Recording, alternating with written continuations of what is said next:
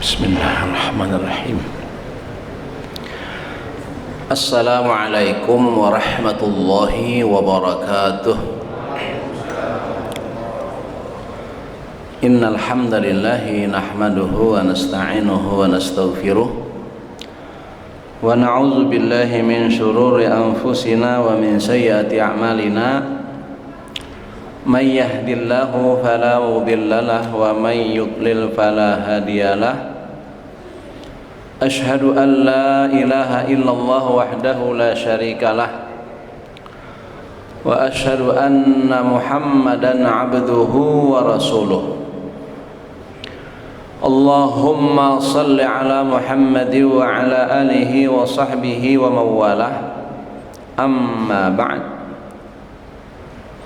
Faqad qala Allah ta'ala fi kitabil karim, ya ayyuhalladzina amanu dukhulu fis silmi kaffah wa la tattabi'u khutuwatis syaitan innahu lakum aduwwum mubin. Wa qala ya ayyuhalladzina amanu taqullaha haqqa tuqatih wa la tamutunna illa wa antum muslimun. Wa qala inna ad-dina 'indallahi al-islam. Wa qala Rasulullah sallallahu alaihi wasallam, may yuridillahu bihi khairan yufaqihu fid din. Wa qala al-islamu ya'lu wa la yu'la 'alaihi. Ayuhal kiram hadirin hadirat khilaqut ta'lim, majlis tazkirah malam Sabtu Jamaah Masjid Al-Furqan yang ulun muliakan dan semuanya dirahmati Allah Subhanahu wa taala. Alhamdulillah, ucapan syukur selalu kita panjatkan kehadirat Allah Subhanahu wa taala, lebih-lebih dalam suasana yang kita rasakan saat ini, ditempatkan di tempat yang mulia. Jadi hakikatnya ini Allah yang menghantarkan kita ke sini.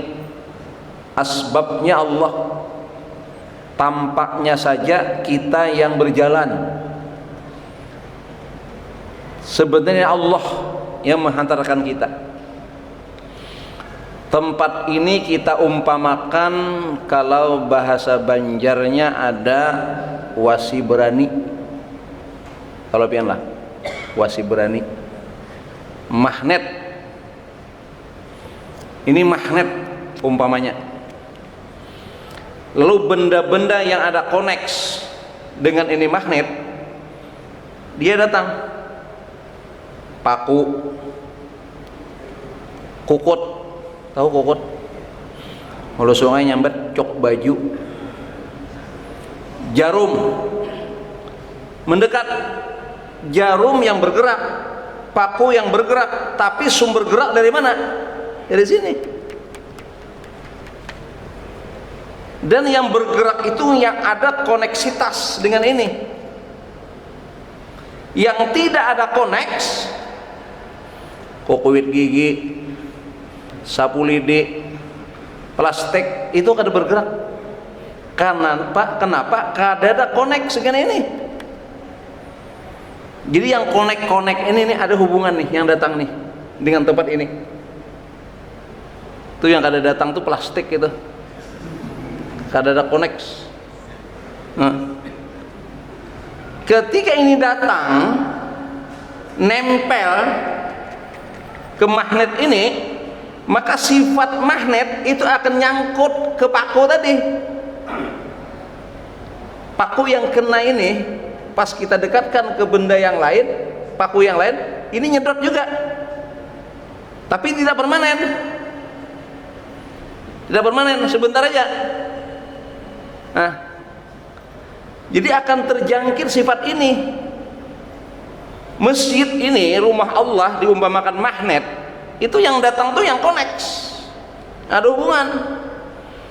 Ketika ada hubungan ke sini, maka sifat nilai-nilai kebaikan ini tempat akan menjangkit. ke yang datang ke sini. Tapi setelah berpisah itu sebentar aja, nanti hilang lagi nih, nilai magnetnya hilang. Makanya sering-sering datang ke sini. Jadi adalah dari sini gerak itu. Jadi alhamdulillah kita bersyukur kepada Allah, kita dipanggil, kita datang. Tadi ada undangan tadi ke Golden Tulip ya. Pian yang mampu datang nanti datang ke sana. Hakikat yang mendatangkan itu yang undang. Kalau nggak diundang, nggak datang. Dan yang diundang pun yang lebih connect, kenal. Contoh salat jenazah, ada beritanya di WA. Kalau kita kenal, dekat, akrab, maka kita ada connect, datang. Tapi kita lihat kada kenal, nggak datang kita. Ini pentingnya ini, ya. Jadi yang mendatangkan kita tuh yang undang. Jadi kita nih yang diundang nih. Tadi kan diundang tadi. Hayya 'alas shalah. Sini. Salatnya ke sini. Kan undangan tuh. Kan kita datang nih. Berarti ada connect. Yang ada datang enggak connect. Kasihan. Nah ini kita pentingnya ini, senantiasa ada hubungan baik ini. Itu yang kita syukuri alhamdulillah. Dalam keseharian ketika seorang itu mukmin, ingat, mukmin beriman itu juga anugerah Allah.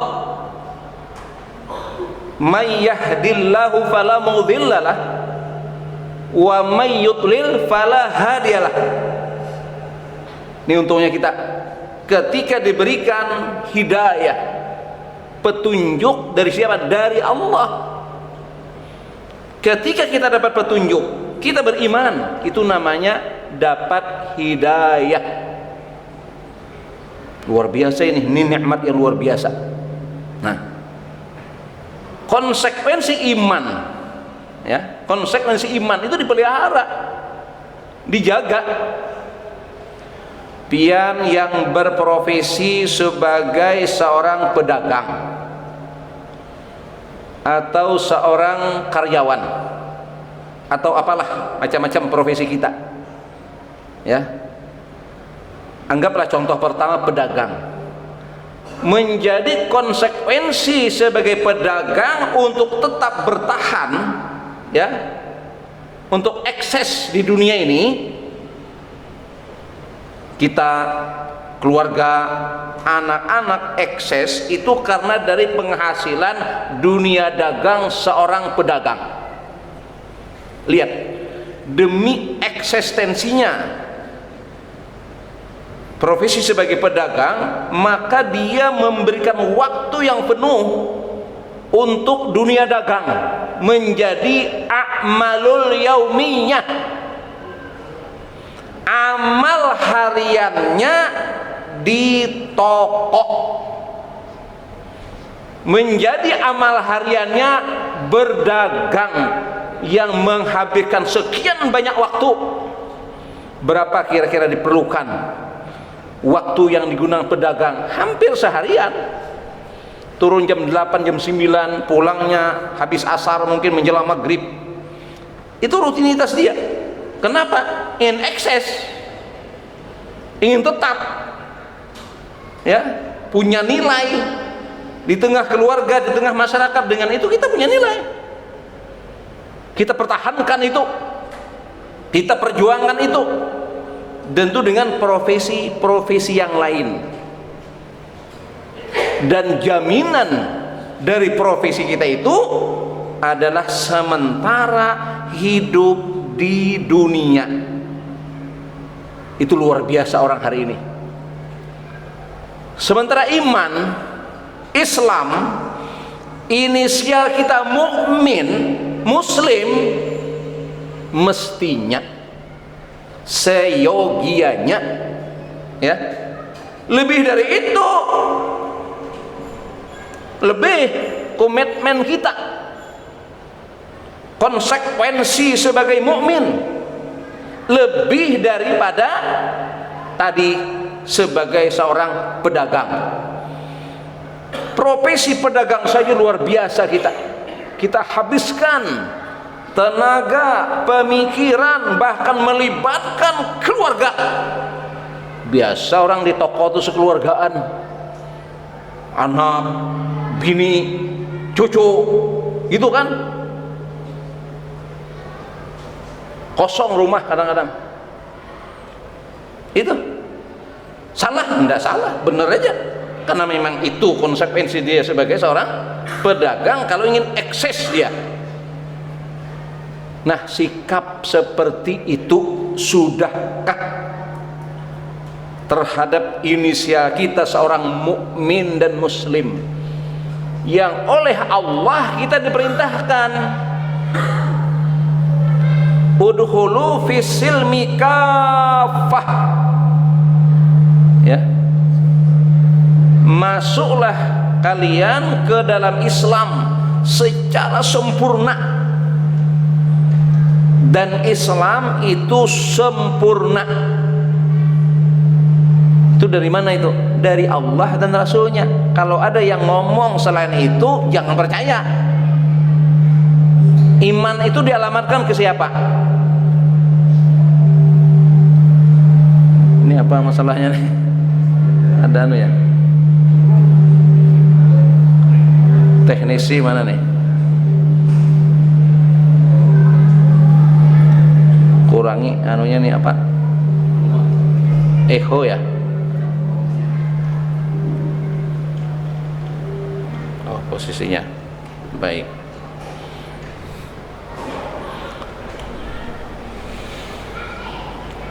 Katanya gitu ya, Islam belum sempurna. Innalillah, ya, kita tidak ikut itu. Kalau ada yang ngomong seperti itu, omongannya jangan mau didengar, informasi jangan diklik, itu tidak bermanfaat, itu sampah, ya.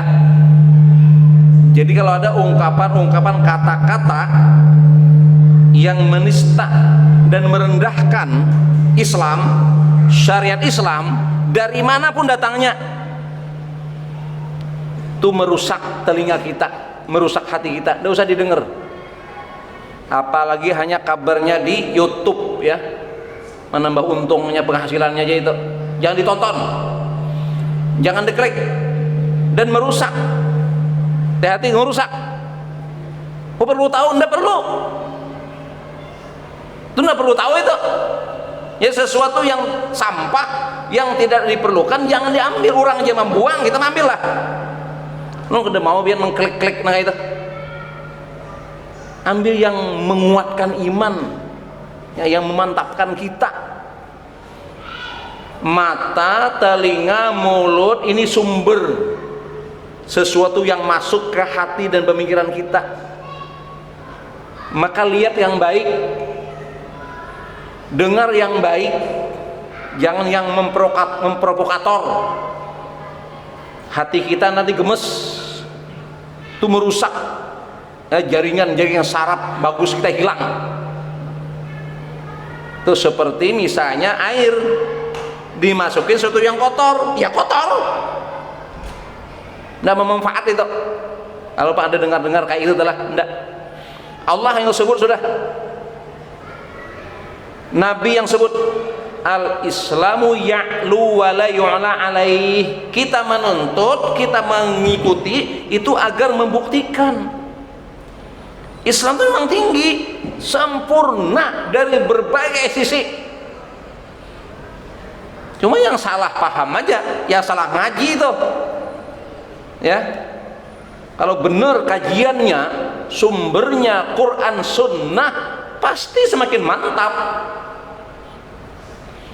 Jangankan kita yang sudah ada tadi, ada sudah nilai-nilai iman itu sudah ada, tinggal memoles. Yang tidak ada saja ketika mengkaji Quran Sunnah, bersyahadat mereka. Banyak itu. Ya, kalau benar kajiannya nih, yang tidak ada nilai-nilai iman kepada Allah, nggak ada. Mau dia mempelajari Al-Quran dan Sunnah secara benar, maka dia akan bersyahadat. Tapi ya walaupun sudah ada nilai-nilai iman, tapi salah kaprah, salah pemahaman, ya tadi malah jadi bingung, membingungkan. Nah ini penting ya. Baik, kembali tadi, apa maksud tadi usaha dan upaya kita. Nah, ketika berinisial mukmin, muslim, iman, Islam, iman, ya, nikmat iman Islam ada di diri kita, kita harus pelihara dan disempurnakan. Ya, apa yang disampaikan dari nilai-nilai Islam itu? Semua nilai-nilai Islam itu adalah dalam rangka memenuhi hajat fitrah manusiawi. Jadi manusia ini punya hajat secara fitrah, ya. Hajat yang pertama adalah mengenal atau mencari Tuhan. Itu. Jadi yang namanya manusia, siapapun mereka, itu akan mencari Tuhan. Kenapa mencari Tuhan? Karena secara pengalaman hidup manusia nggak punya kemampuan apa-apa. Banyak keinginan. Coba tanya keinginan kita nih, macam-macam nggak? Bisakah semua mewujudkan keinginan kita itu? Tidak bisa. Tidak bisa. Banyak keinginan. Dan kita punya kemampuan yang sangat terbatas. La haula wala quwwata. Itu manusia. Wa antumul fuqara. Dan kalian wahai manusia adalah fakir, lemah. Maka orang yang lemah, orang yang tidak punya kemampuan, orang yang fakir akan mencari, dalam bahasa Banjarnya itu, bahasa Banjar Hulu Sungai, gasan bahindapang. Talabian lah. Bahindapang, tempat bepiruhut, tempat bepingkut. Maka tempat bepingkut, tempat bepiruhut itu harus yang kuat. Bepiruhut lawan sama-sama kada kuat, malah sama-sama tinggalam. Orang kada bisa bakunyong, tak cabur, nama nolong kada bisa bakunyong, mati berdua. Kita manusia lemah, minta tolong dengan manusia sama, tidak bisa.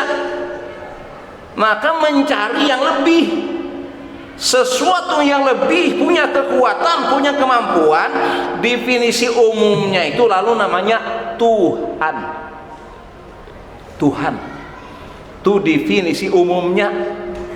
Sebab semua agama itu punya Tuhan. Cuma kalau mengimani semua agama, jadi banyak Tuhan. Bila banyak Tuhan, jadi hantu. Tuhan, Tuhan, Tuhan, Tuh. Jadi orang yang mengimani banyak Tuhan tuh, Tuhannya hantu. Semua agama sama, sama apanya? Mau sama? Itu logika yang salah. Nah, ya, dinafikan itu. Maka Tuhan yang benar ingin memenuhi hajat fitrah manusia tadi supaya benar dalam menetapkan Tuhan. Nafikan semua Tuhan yang hantu tadi. La ilaha illallah.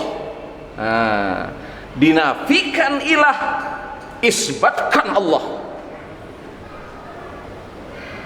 Kalau Allah kada mau jadi hantu.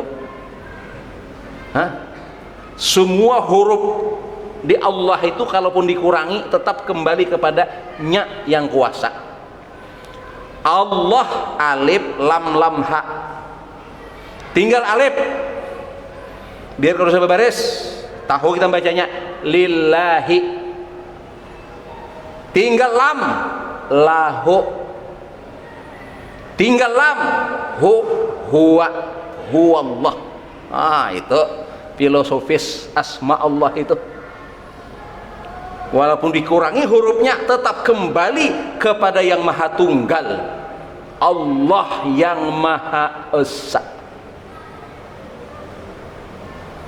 Dapat kita sudah mengenal sudah, lalu kita ucapkan la ilaha illallah. Cukupkah sampai di situ? Enggak, belum cukup. Lalu di KTP-nya Islam. Siapa dia? Seorang muslim. Tidak cukup hanya dengan ucapan itu, mesti diperdalam dalam proses panjang. Dan ini wajib hukumnya mengkaji ini, karena kepentingan keperluan imaniah setiap individu. Thalabul ilmi fardhah. Nih, nuntut ilmu dalam rangka mengenal Allah itu wajib tiap-tiap individu. Sebab bila tidak, dia bisa melupakan. Dia bisa melupakan Allah. Konsep awal tadi apa? Konsep awal bahwa Allah ghani, Allah yang kuasa, Allah pemilik. Semua yang maha itu disandarkan kepada Allah. Berarti kita perlu Allah.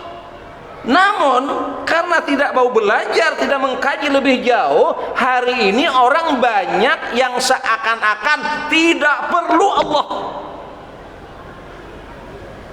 Mana buktinya? Lihat, Allah manggil. Allah manggil. Berapa banyak yang kada datang? Berapa banyak yang kada datang? Banyak. Mungkin lebih banyak daripada yang datang. Kalau orang perlu, jangankan dipanggil, tidak panggil aja datang. Contoh, orang berhutang. Orang hendak berhutang tuh perlu ada. Kada bisi duit supaya dapat keperluan tertunaikan, lalu dia hendak mencari tempat orang berhutang yang bisa mempiutangkan uangnya. Berarti kita perlu kepada orang yang punya uang. Orang berhutang tuh diundang kah? Hei, hendak berhutang datang, ada kah anak kita? Tuh rentenir, tuh nang betulis di tiang listrik tuh dah. Tuh rentenir itu. Ada nang tidak ada makan siang gratis tuh tidak ada. Tuh ada timbal balik itu. Apalagi sekarang pinjol kah, pinjaman online lah. Sama itu, merusak kehidupan itu. Karena ribawi yang luar biasa itu. Nah, kalau yang benar-benar sistem utang piutang yang dalam artian ta'awun, ta'awun, tolong menolong, kira-kira diundang kah? Enggak, datang seorang. Pak Haji, Assalamualaikum. Lu ada parlo? Apa? Adakah duit nak berhutang? Kenapa dia datang? Karena dia perlu. Kita sangat perlu Allah. Kalau mengerti nih, kalau mengerti asma Allahul Husna, kalau mengerti dengan sifat-sifat Allah, mengerti dengan asma Allah, paham dia, ngerti dia kaji itu, dia tuntut itu, maka dia tidak akan mau lepas dengan Allah itu, tidak akan mau lepas. Nah itu lebih-lebih Allah sebagai kekasih. Lebih-lebih Allah yang harus dicintai segala-galanya. Perintah Quran kan begitu. Perintah Quran itu Allah, Rasul, perjuangan atas agama itu sesuatu yang lebih dicintai dari segala-galanya. Keperluan orang yang mencintai kepada yang dicintai itu gimana sih? Ma'iyah. Ma'iyah, kebersamaan. Ujung-ujung nih, dua pasang yang jatuh cinta itu apa? Ujungnya pemulung, pelaminan. Itu. Dan itu kita alamatkan kepada Allah. Berarti kita ingin bersama Allah. Karena kita sangat berhajat, sandaran hati kita mesti disandarkan ke sana. Jangankan dipanggil, tidak dipanggil saja datang. Kan begitu. Orang yang memperbanyak sholat sunat itu kan tidak ada dipanggil tuh. Tahajud nggak dipanggil, witir nggak dipanggil, duha nggak dipanggil. Tapi karena dia rindu dan memahami hakikat siapa dia dan siapa Allah, dia tidak akan pernah lepas dari Allah. Tapi nyatanya hari ini berapa banyak orang yang justru menjaga jarak dengan Allah, justru semakin jauh dari Allah. Kenapa? Karena tidak mengenal Allah dan tidak mengenal dirinya. Kenapa dia tidak mengenal Allah, tidak mengenal dirinya? Karena tidak menuntutnya. Kan al-ilmu bil makna ma'rifah. Ilmu itu adalah mengenal, tahu itu. Karena kada mengaji, karena kada belajar, kada tahu di Tuhan. Bahkan seakan-akan inya Tuhan hari ini. Hah? Banyak orang lah nang seakan-akan inya Tuhan. Nauzubillah min zalik. Tidak bisa begitu. Kita ambil kajian yang sederhana saja. Berpikir yang sederhana. Siapa kita? Who am I? Itu kan? Man anak. Nah, itu. Siapa sekarang kita nih? Coba toh perdalam. Ujar Allah, wa fi anfusikum afala tubsirun. Lihati dirimu tuh, lihati siapa? Karena kada melihati, kada mengerti, kada paham. Lalu petantang petenteng yang pada akhirnya apa? Habis, selesai. Dulu ada penguasa hebat ngaku Tuhan, sekarang mana? Fir'aun mana? Namrus mana? Memang pada zamannya hebat, saking hebatnya ngaku Tuhan. Coba, ini banyak orang pola pikirnya kayak itu sekarang nih. Pola pikir Fir'aun, seenaknya punya kebijakan. Tapi hati-hati, awas nanti ya, tidak lama, sebentar saja. Dalam batasan usia kita tidak akan lebih dari 100 tahun, tidak akan pernah lebih. Kalau lebih pun dikit saja orangnya. Dan itu pun sudah kada normal lagi, linglung sudah. Gara-gara tidak mengenal, tidak memahami siapa dirinya, lalu orang tidak tahu diri. Orang tak tahu diri itu apa? Negatif itu. Itu sifat negatif, kada tahu diri. Nah, ini bahayanya. Maka ya, rekomendasinya adalah menuntut, belajar, mengkaji. Bahkan dalam ilmu akhlak ya, menuntut, belajar, mengaji, ini adalah a'malul yaumiyah, amal harian. Nuntut ilmu dalam bahasa agama itu apa? Minal mahdi ilal lahdi, the long life education, itu dalam bahasa ilmu pendidikannya. Jadi yang namanya belajar mengaji ini adalah rentang waktu selamanya, tidak ada habisnya. Karena di antara fungsi selain mengenalkan pengetahuan, ya, pengenalan kita kepada Allah, kepada Rasulullah, kepada syariat Allah, juga fungsi tazkirah, mengingatkan, mencas yang tadi tuh nih, agar nilai-nilai sifat-sifat kebaikan dari Baitullah ini akan senantiasa ada dengan diri kita. Bila tidak, nanti dia hilang, itu terpupus. Dan sifat iman itu apa? Al imanu yazid wa yanqus. Sifat iman itu adalah pasang surut, turun naik. Kapan naik? Ketika dia menuntut, ketika dia dekat. Dia turun manakala jauh, tidak mendengar itu. Jadi fungsinya tazkirah, mengingatkan agar kita selalu menjadi hamba Allah.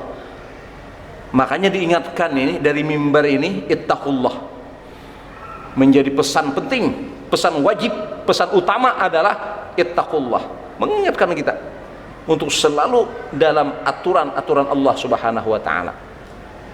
Nah, jadi caranya bagaimana? Ya, caranya rekomendasi kita secara individu, ya, itu harus ada nilai-nilai kesar, itu adalah ta'lim wa ta'allum.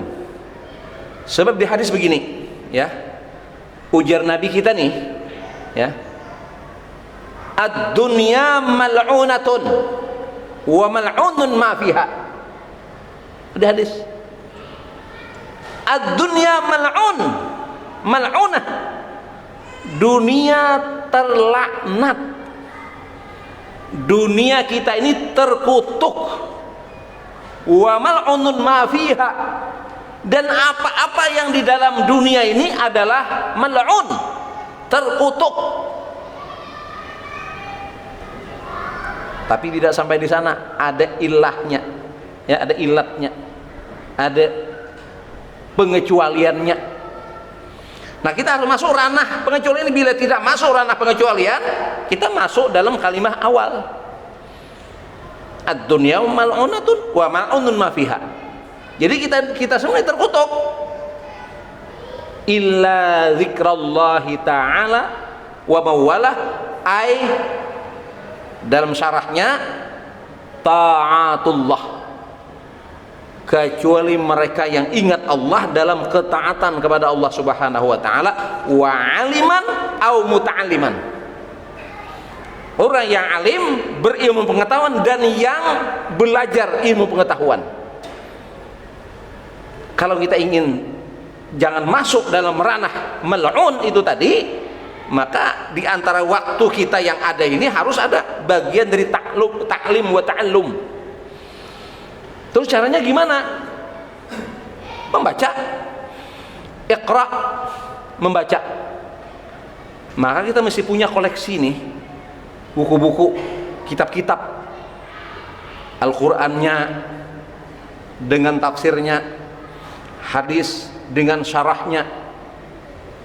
Bolehkah kita belajar sendiri? Boleh, selama kita bisa baca. Ada hal-hal yang tidak dipahami, kita tanyakan. Kita tanyakan nanti dengan ustaz. Maka adab ketemu ustaz, ketemu muallim, ya, itu ada beberapa hal.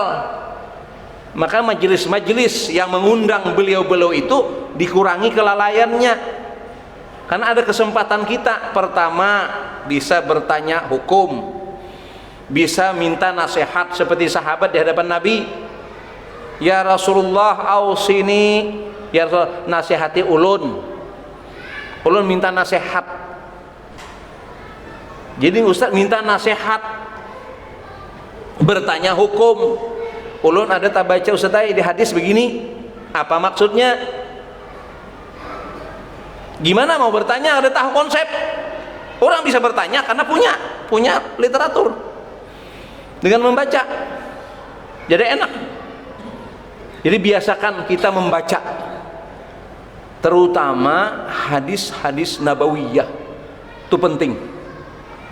Sebab hadis juga merupakan di antara indikator al-Islamu ya'lu wa la yu'la alaih. Islam itu tinggi. Salah satu yang membuktikan ketinggian Islam adalah al-hadis. Kok kenapa? Hadis itu apa sih? Hadis itu ma sadara anin nabi sallallahu alaihi wasallam ghairal Quran min qaulin au fi'lin au takririn.